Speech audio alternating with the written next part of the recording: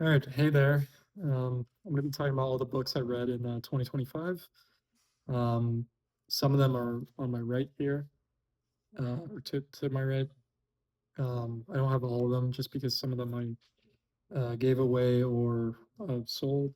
But yeah, so first book I'm going to be talking about is The Trial by Franz Kafka. Um, this was my first read of 2025. This was uh, the book that kind of got me back into reading for last year.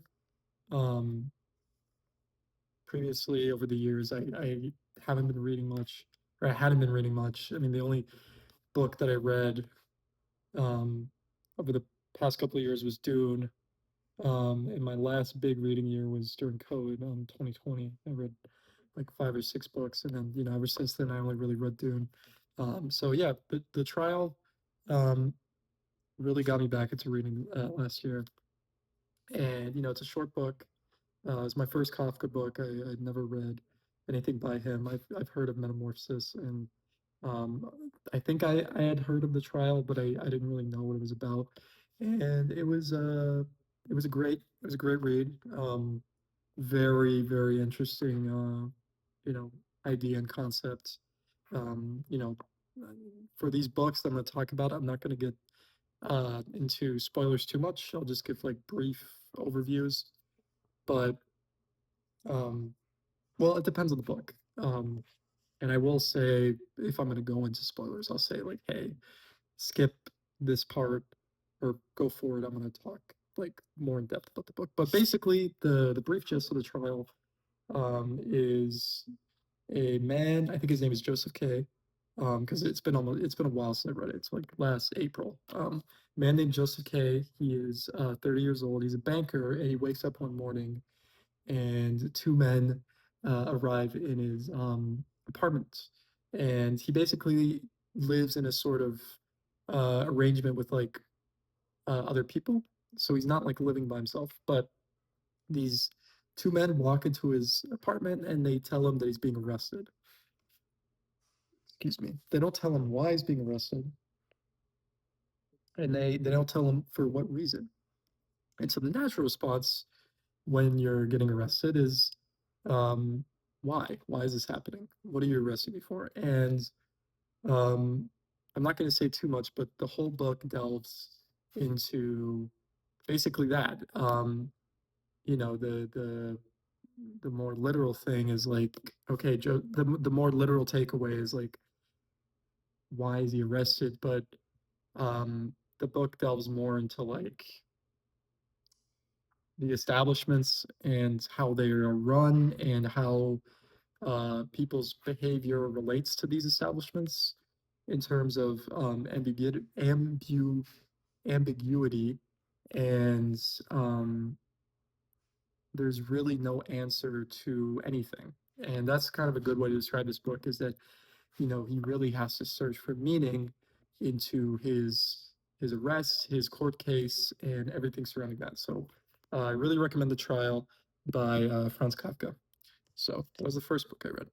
Second book I read, which was it's not really a book, it's a comic book. I read Watchmen from Alan Moore and Dave Gibbons. I mean, Watchmen is a classic. It's from I can't remember if it's 1984 or 1985, but it is it is one of the people treat it as one of the best comic books of all time, and it is. I am an avid comic book reader. I read more comic books in 2024 than I did in 2025. I got more into like um, reading just plain books than comic books last year. But the year before that, I was reading a lot of comic books, a lot of DC especially. But last year, I read less DC. I read like Watchmen. I read a bit of, or I read a bit of Hellboy, but Watchmen was actually one of my favorite, maybe like top three books of last year. Everything from the themes to the characters to the art style to the writing to you know, like there's just so much to unpack from it. And I feel like I did like even from one reading, I still feel like I could go back and reread it and I would get more out of it. I feel like I could reread it 10 times and I would still find new ways to appreciate it. And everything was just so good. I mean, the writing, the story, I mean, the way the characters are written and how much depth they have to them is just as a reader, it's just really refreshing to like interact with those characters. And yeah, I just really enjoyed reading it. I'm not going to go into spoilers because, you know, it's not something you want to spoil. It's really a great story that deserves to be experienced without any sort of spoilers. Um, and yeah, that's all I'm going to say. It's kind of a satirical take on like classic superheroes, but it's a rated R um, perspective. You know, it really doesn't hold back. You know, it's got very mature themes, and yeah, I would highly recommend it. It's pretty long. I mean, it's about 350 pages, um, but every it's just such a good comic book, and yeah, I'm not going to go into spoilers, but very good book that I read last year. Next book that I read, not The Odyssey, but Timeline by Michael Crichton. Um, Yes, very another really good book. It was my first Michael Crichton book. I'm currently reading Jurassic Park, um, and I'm almost done with that. I'm 300 pages in, but Timeline was actually my first book from this, and this book was um, very good. It was a surprise because I'd heard of how good of an author Michael Crichton is, and you know I thought um, well, personally, from what I've heard, I thought Jurassic Park was like his best piece of work. And you know, I'm reading it right now. It's very good. But I was not under the impression that he had other books that were just really good. You know, I'd always thought he was the Jurassic Park guy, but having read Timeline, I'm like, wow, this is really underrated and I feel underappreciated. It's the basic gist of it is that it's about these. Okay. It has multiple plots or multiple plots that are kind of intertwining with one another, but it's basically about this company that's achieved a way to go back in time using quantum physics, and this company is funding um, projects involving universities, so specifically archaeologists, and they're funding archaeological sites. Uh, and basically, one of the site that's focused on in the book is a medieval. It's a medieval site, or it's an archaeological site um, in France, in southwest France, focusing on like medieval past or medieval sites. So like uh, I think it was like a medieval church or a medieval it was some sort of building. I can't remember exactly what it was because it's been a while since I read it. Um, but yeah, so it's basically about these archaeologists working in France and they're trying to renovate this site to open it to the public, and they're trying to do the best they can to recreate what it would look like in from from what it basically when I mean medieval, they're talking about the 100-Year War between France and England. So if I remember correctly, it's like 1200, 1300.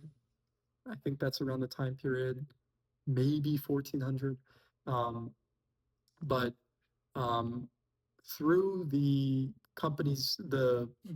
company's technology that uses quantum physics go back in time, they find themselves um, going back into medieval France during the 100-Year War, and it's a really good story.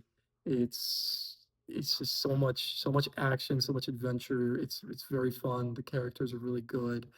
Yeah, the book is really good. I will say there is a movie adaptation with Paul Walker. It's not a good movie. Uh, this if this book were because it's actually a pretty decently length book. It's like 450 pages.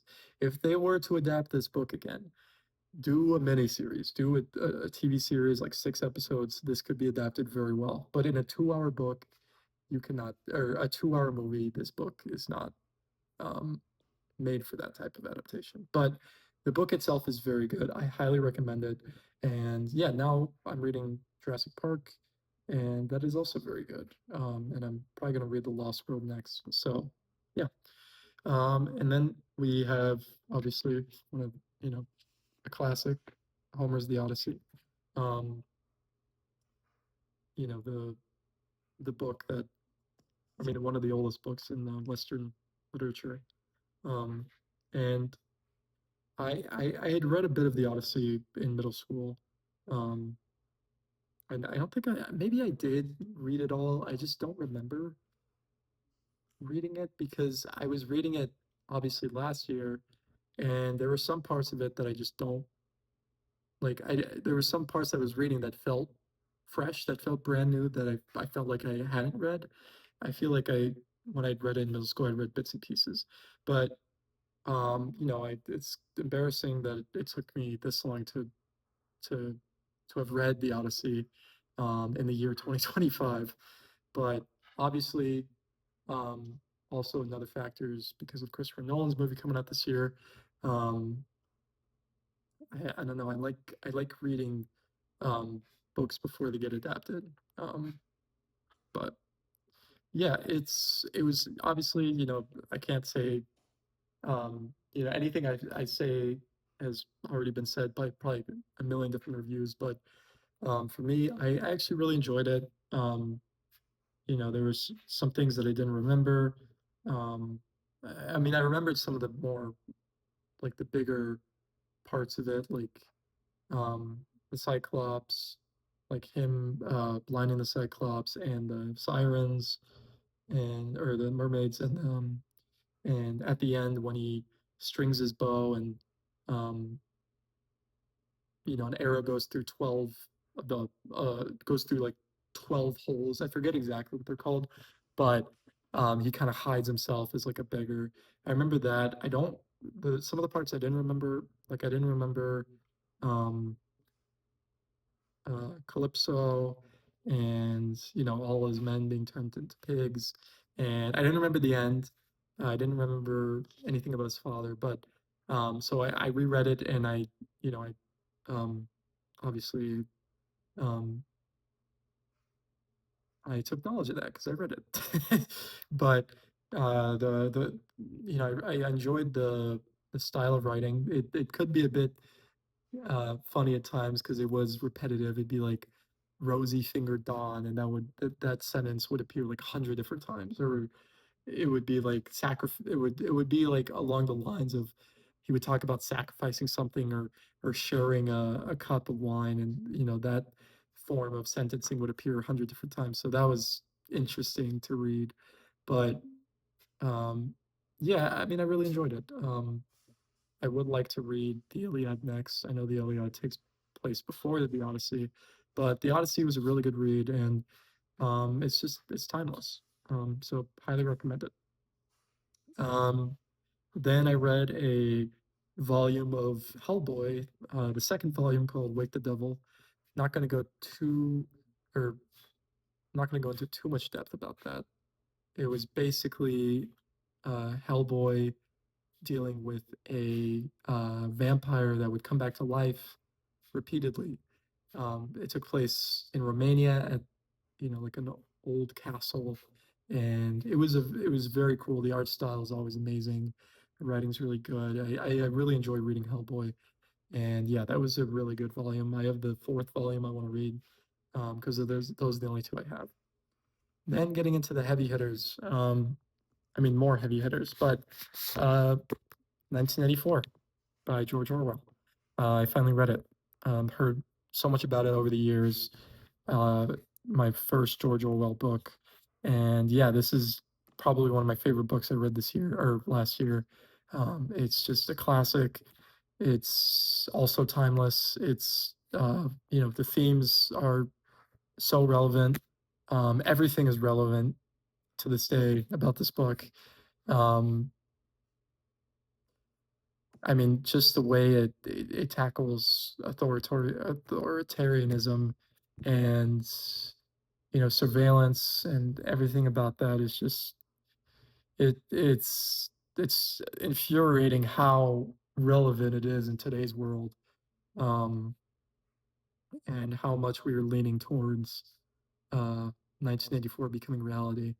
But there's so many, classic lines, and, the main character is kind of just the way he writes them is so funny. I mean, he's such a just loser, and he is kind of like it's interesting the way he wrote the main character's relationship to like the his romantic interest. It's like he hates her and he wants her to die, and then as soon as she pays some interest to him, he's like, "Oh my God, I love her so much." And it's just like it's like the classic like incel like ideology.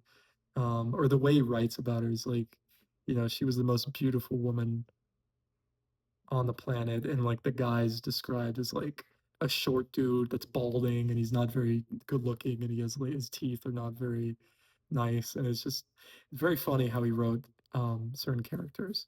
But yeah, I mean everything written in there is just gold. I mean, doublethink, thought crime, all these terms, and the story is just really good. And yeah, not much to say about that one. It's I could definitely see myself rereading it. And there actually is a graphic novel of it that I would like to read. But yeah, very good book. Um, so 1984, The Stranger, L'étranger by Albert Camus. This is another classic that I read for the first time. Very short book. It was only about 100 pages. Um, Very, very good book. Very short story about a man. Um, he's experiencing a lot in his life, and he's not reacting to how people think he should react to the events happening in his life. His mother passed away, and you know, it's not that he's emotionless. It's just he's not showing is he goes to the funeral and he's not like crying or sobbing on the floor. He's reacting to it. He's sad, but he's not showing anything on the outside, and that's perplexing to people. That's a bit strange. Your mother passed away. Why aren't you showing these emotions on the outside? And but or the guy gets into a relationship with a woman, well, relationship quote unquote, and she's like, "Don't you want to ask, or don't you want to marry me? Don't you want to get married? Don't you want to ask to marry me?" And he's like, "No, it's not something. I don't really care for that." And this annoys her, and it doesn't bother him. And then I won't get into like the more extreme parts of the story.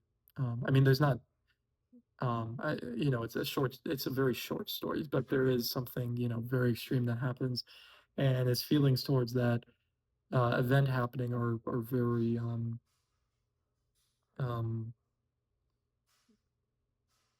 not I wouldn't say nonchalant. He's I'm not going to get into it because I don't want to spoil anything, but uh he reacts in kind of a sociopathic way. Um and yeah, it's a great take on um kind of experiencing the world in a way that you're not showing because he's not a psychopath, but he's definitely not right in the head. Um because he happens to be in situations, and actions take place, and something happens, and but he doesn't react how a normal human being would. um and it's interesting to see his perspective on things, and to see how the outside world reacts to his actions, because he does take some pretty um heinous actions. But yeah, that's The Stranger. So very good book. Then I read Animal Farm by George Orwell, another book of Orwell's. Another classic, another very short story. This is a different, uh, because 1984 Animal Farm, both stories about authoritarianism, but Animal Farm is different. It's a very different perspective on authoritarianism, very much about, um, you know, revolution and kind of creating a new system in place, but nothing changes. It's a very good commentary on. I mean, it's directly commentary on the Russian Revolution, but um, it's a great book. I mean, it's only 80 pages, but it doesn't really need to be any longer than that. Like it gets to the point very quickly, and you understand what's happening very quickly. By the first 10 pages, things are already happening. Like it's a very eventful book, and by the end of it, you're like, wow, this is it's um it's very, very, very telling of of many things that have happened in the real world, and another classic from George Orwell. So yeah. Also, probably one of my favorite books this year, The Wager by David Grann. Um, this is nonfiction. It is fantastic. It's one of the best books I think I've ever read. It's basically about, so it takes place in the 18th century, from what I recall. Um, it's about the British Navy, the Royal Navy. They embark on a journey to uh, trace down the Spanish galleon that holds a lot of treasure, and like millions of dollars in today's money, like a lot of money. And because it's Spain, and they track down the galleon's route going down to um, Chile, basically. So they have to go from the UK all the way down. They have to cross the Atlantic and then go all the way down to the one of the most the southern tip of South America, which is they have to go through Drake's Passage and that part of the ocean and that part of the world, and it's so devastating, and just um, to the crew. There's 5 ships, and there's one ship, the Wager, and the crew on the Wager. And I'm not going to get too into spoilers, but some of the things you read in there, they're just so like haunting to know that these are real people that have experienced these things. I will say the book is a bit anticlimactic, based on what you read on the events preceding, um, like the final events of the book. But it's a very, very good story, and it's crazy that it's nonfiction because it sounds like somebody could have made this whole thing up, but it's a very good um, uh, story, kind of uh, from David Grann, like telling this account as a story, kind of getting all the facts together and making a story out of it. He does it very well, and the same author as Killers of the Flower Moon, by the way. So, I might read that next from him. The movie is obviously fantastic. I've also heard that Martin Scorsese has the rights to, uh, or he was supposed to adapt The Wager into film with Leonardo DiCaprio, but there hasn't been any new news on that for a while now. So, but that could be Martin Scorsese making this movie would be just phenomenal. It would be fantastic. Like it would be such a cool movie. So yeah, The Wager was a great book I read. Then we have Interference by Aaron Zevley, uh, Jim Quarles, and Andrew Goldstein, um, or James Quarles. But this is a great book um, about the 2016 election in the USA. Um, there's a foreword by Robert Mueller. Um, he led the special investigation case into election or investigating election interference in the 2016 election. He didn't actually write this book. He wrote the foreword, but the people, his highest proteges, or basically his highest, the colleagues that he worked with the most, and he had the he'd known these people for the longest, and he worked with them a lot, wrote this book. And they basically investigated, Russian interference into the 2016 election involving Hillary Clinton and Donald Trump. And what they found, what you read in this book, is also very haunting and very, uh, it's just straight up insane, uh, what the Russians got away with, and people involved with the Trump campaign, um, some of the crimes they conspired to commit, and the people they work with, it's insane. I mean, it's just straight up insane. And it's not only they not only investigated um, election interference, but they also investigated Trump into obstruction of justice, um, because they wanted to know whether he was in on all this, and they wanted to interview Trump. And they never got to interview Trump. Every major president being investigated gave an interview, whether it was Nixon or it was Bill Clinton or Bush or anybody. They all gave interviews. And Trump was, the only president to not give an interview, I'm pretty sure, for this sort of special investigation. And, his lawyers always made sure they always kind of delayed, and they they rallied not rallied against it, but they kind of prolonged the case for an interview, and they would only allow for a written interview, not even a verbal interview, only if the questions were pre-approved by Trump's legal team, and then never actually got. And they actually did do that, but the answers to the questions were obviously written by Trump's legal team, including Rudy Giuliani, not by Trump himself. And yeah, this is um, and the crazy thing is that, they almost got a subpoena for it, um, to force Trump to interview, but they didn't want to do that because it would, it'd have to go to the Supreme Court, I'm pretty sure. And, this is, Robert Mueller was the head of the FBI, and, this man was a Republican. And, they were constantly bringing it up that it doesn't matter. This was a nonpartisan issue looking into these things. And they found a lot of, you know, going back to the original thing, they found a lot of people working the Trump campaign to have committed crimes working with Russian agents. And, some of them got the ones that complied with the FBI, Trump was very mad at. And, they never got any sort of pardoning. But the ones that didn't comply with the FBI, obviously, when Trump lost in 2020, they all got pardoned by Trump for the crimes they had committed. Um, but yeah, it's a very good book. I highly recommend it. It's called Interference, the Inside Story of Trump, Russia, and the Mueller Investigation. So that's a very good book. Obviously nonfiction. uh, then I read Everything is Tuberculosis by John Green.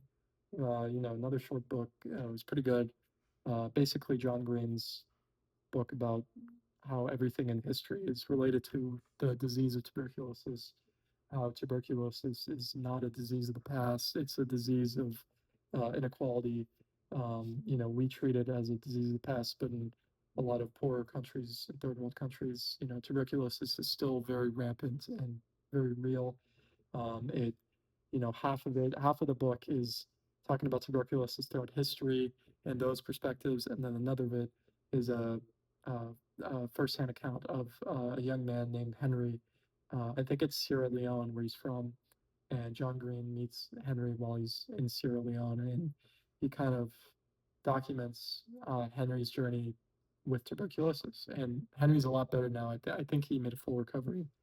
But yeah, it was really, it's really um, powerful read, and it's you know uh, you have to be in the right headspace to read about that stuff because it is very um, hard to read that sort of stuff.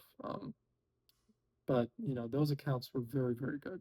My only criticisms, sometimes John Green's like writing style, I don't enjoy too much. He does like to explain things. Like he'll give you a quote of something and then he'll say, "This is what this means," and it's like he kind of treats you like I don't know, your level of literacy isn't that media literacy isn't that good. But apart from that, um, it was a pretty good book. And the final book I read in 2025 was Weapons of Math Destruction. Um, Weapons of Math Destruction was enlightening, but it wasn't a very good book in my opinion. It basically just talked about how algorithms in the modern. This was written in 2016. Um, so you know, it was already relevant then. So imagine how relevant it is now. But basically talking about how algorithms run the entire I wouldn't say the world, I would definitely say, I mean, obviously the USA, but algorithms run your insurance, they run whether you get apply or whether you get accepted for a credit card or a loan or accepted for a job or if you're more likely to be targeted by certain companies for certain things or if you're more likely to be predicted to commit a certain crime or commit a crime again. And it delves into all these sort of things that are very interesting to read about. And because they're very real, they're very true. But I feel like there's like 10 different chapters in the book, and the same things are repeated over and over again. And they don't dive into like the technical side of these algorithms or the specifics. It's more just like these are the way these algorithms are used, but it's like repeated over and over again. So it does get kind of repetitive, um, as you read on. So yeah, it's an okay book. It's insightful, but it's you don't get too much out of it. But it is um, interesting to read about how many aspects of daily life are affected by algorithms. And basically, their thesis is that math shouldn't be used in an algorithmic way that is negatively affects people's lives. Basically, like it should be used in a positive manner. It shouldn't be used in a way to discriminate against people. And I agree with that. It's crazy how I mean now it's not even algorithms, now it's AI.